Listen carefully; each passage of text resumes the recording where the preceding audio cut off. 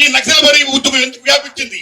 ఎక్కడ అణిచివేత ఉంటుందో, ఎక్కడ పీడన ఉంటుందో, ఎక్కడ దోపిడీ ఉంటుందో అక్కడ ఉద్యమం ఉంటుంది. ఎందుకంటే అడిగినోడు నక్సలైట్, అడిగినోడు ఆల్ రైట్. కాబట్టి అలాంటి నక్సల్ ఉద్యమాన్ని మేము అణిచేస్తాం, మేము కాలు రాసేస్తాం, మేము చంపేస్తాం, మేము పీకేస్తాంటే how it's possible? Amit Shaji, మీరు అణిచివేయాల్సింది, పీకేయాల్సింది, చంపాల్సింది దోపిడీని, అణిచివేతని. దాన్ని మీరు చంపండి. ఎందుకంటే ఆనాడు ఎన్టీ రామారావు హయాంలో ఆపరేషన్ గ్రే హౌస్ స్టార్ట్ చేశారు ఉద్యమాన్ని అణచివేయడం కోసం. ఉద్యమం ఆగిందా? లేదు. మళ్ళా భారతదేశంలో ఆటంకవాదులను వేరే వేయాలి అని central government of India operation green heart ఏర్పాటు చేసింది. అనేక మంది చంపేశారు. ఆ కాల్పులు అనేక మంది ఉద్యమకారులు చనిపోయారు, పోలీసులు చనిపోయారు. ఉద్యమం ఆగిందా? లేదు.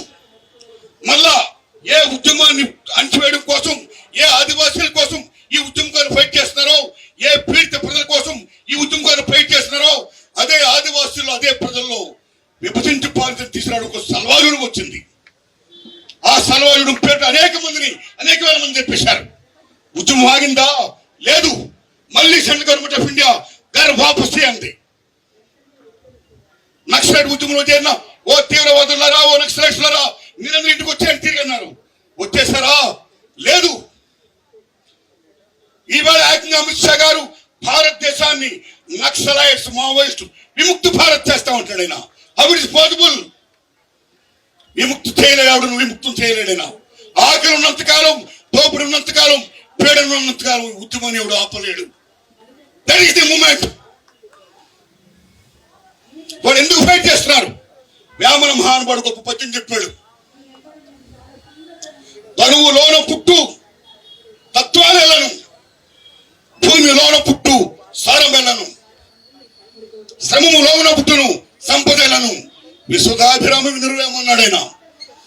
ఈ నక్సలైట్స్ నుంచి వేయడం అనేది వాళ్ళ మెయిన్ ఎజెండా. ఎందుకంటే బికాస్ అదాని అంబానీలకు, వేదాంతాలకు, కార్పొరేట్లకు ఆదివాసీల నేల కింద, కాలు కింద ఉన్న ఖనిజ నిక్షేపాలను మొత్తం కొలగొట్టడానికి, ఇవ్వడానికి, సంపద దోచుకోవడానికి. They want in the development to crush the moment. అది ఎలాగా? ఎంత దారుణం అది? It possible. ఆదివాసీ న్యాయం జరగాలి. ఏ ఫిఫ్త్ షెడ్యూల్ ఉందో, రాజ్యాంగంలో ఏ ఆదివాసీ హక్కులు ఉన్నాయో, ఏ వన్ ఆఫ్ 70 యాక్ట్ ఉందో, ఏ సంతాల్ పరిణ యాక్ట్ ఉందో, ఏ చోటా నాగపూర్ టెనెంట్ యాక్ట్ ఉందో, ఆ యాక్టులన్నీ ఇంప్లిమెంట్ చేయకుండా ఆదివాసీలు ఆ మూల సంపద, ఆ మూల వనరులు, మూలవాసి చెందకుండా మీరు ఉద్యమాన్ని చేయటండి. వాళ్ళ కోసం ఫైట్ చేస్తున్న ఈ ఉద్యమకారులు మీరు కిరాతంగా చంపేటండి. దారుణం సార్. అమిత్ షా గారు, నరేంద్ర మోడీ గారు చాలా దారుణం సార్. మీరు ఆపరేషన్ సింధూర్ పేరు చెప్పి శత్రుదేశం పాకిస్తాన్తో ఏ ట్రంప్ గారు చెప్పారనో, పాకిస్తాన్ ప్రదేయబడిందని మీరు చర్చలు జరిపారే. అలాంటిది భారత మాత ముద్దు బిడ్డలు, ఈ ఉద్యమకారులు వాళ్ళు ఏం నేరం చేశారు, ఏం ఘోరం చేశారు, మాకు శాంతి కావాలి అని కోరారు. వాళ్ళు ఎందుకు మీరు ఇంప్లిమెంట్ చేయరు? ఎందుకు మీరు వాళ్ళ హానర్ చేయరు? ఎందుకు వాళ్ళు చర్చలు కోరారు?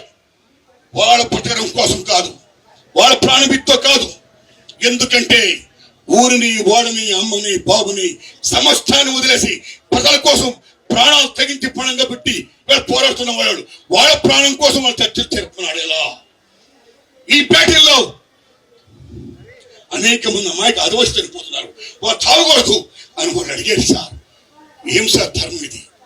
చర్చలు జరపండి సార్, శాంతులు జరపండి సార్. అయ్యా నరేంద్ర మోడీ గారు, మీరు మాట్లాడితే రామరాజ్యం అంటారు, అది హిందూ దేశం అంటారు, హిందూ రాజ్యం అంటారు, రామభక్తులు అంటారు. మేము రామభక్తులమే, మేము హిందువులమే సార్. రామరావణ యుద్ధం జరిగినప్పుడు రావణాసుడు అలిసిపోతే రాముడు ఏమన్నాడు? రావణ, నువ్వు అలసిపోయావు, ఇప్పుడు నేను నీతో యుద్ధం చేయను, నువ్వు వెళ్ళు, విశ్రాంతి తీసుకో, రేపురా యుద్ధం చేద్దామన్నా. That is Rama. అందుకే మనం దేవుడిగా పూజిస్తున్నాం. అలాంటి రాముడి పేరు చెప్పే మీరు శాంతి జరపండి నక్సలైట్లు అంటే వాళ్ళు మీరు కాల్ చేస్తారండి. మీదే హిందువులండి, మీదే హిందూ దేశం అండి, మీరేం రామరాజ్యం చెప్పండి. సంబాల కేశవరావు గారు ఆల్ ఇండియా మావోయిస్ట్ పార్టీ నాయకుడైన ఒక దళపతి యుద్ధంలో భాగంలో ఇలాంటి దశల్లో ఆయన చంపేశారు. మీరు అనేక మంది లక్షలు చంపేశారు. వాళ్ళ యొక్క భౌతికాయాలు ఇవ్వమని వాళ్ళ భార్య పిల్లలు తల్లులు మొత్తం సమస్తం ప్రజలు బంధువులు అందరూ కూడా ఆ నక్సలైట్ ఉద్యమకాల భౌతికాయాలు అడిగితే తోలుబట్టి అడిగితే వాళ్ళు ఆ భౌతికాయాలు మీరు అప్పగించరండి. మేము కర్మకాండ జరుపుకుంటాను కోరితే ఆ కర్మకాండ కూడా మీరు జరిపించరండి. అక్కడే మీరు తగలబెడేస్తారా అండి ఏ కర్మకాండ జరుపుకుంటా? సో హిందూ దేశంలో హిందూ మతంలో చావు అనేది మోస్ట్ ఇంపార్టెంట్. పుట్టుక ఎంత ముఖ్యమో చావు కూడా అంతే ముఖ్యం. అలాంటి చావుకి జరపాల్సిన కర్మకాండలు జరపాలి. జరిపితేనే హిందూ ధర్మం.